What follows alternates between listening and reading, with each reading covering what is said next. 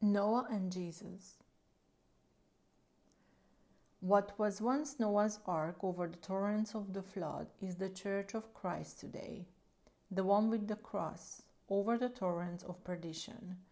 The difference is that the former was closed from the outside by God and no one could enter, whereas the ark of the church, the ark with the cross on the mast, has its entrance open and people swept along by the torrents can still enter. There was Noah, here is Christ, and in the waves the killer drowning people. Yet something incomprehensible happens. Those who struggle in the waves, though all want to live, do not all want to be saved in the ark.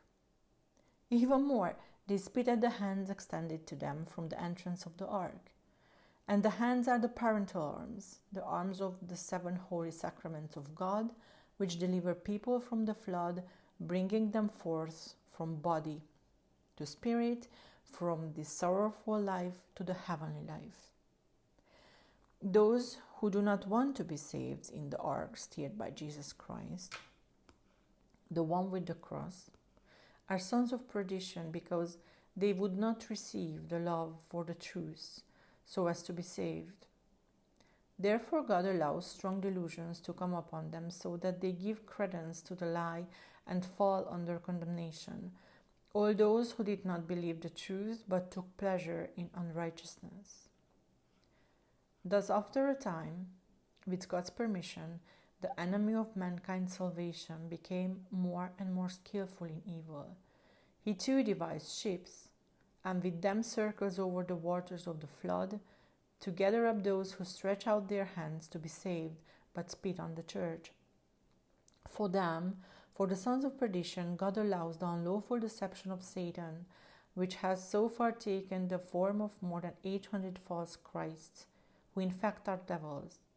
For until now, the evil one has devised over 800 sects, both are false churches, in which he takes captive the minds of many and carries them off with him. The deception is easy to spot. The enemy sailor and the false Christ do not have the cross on the mast, nor do they have the 7 sacraments inside. The deception is even more obvious since any of the false Christs taken individually is not a son of the Father.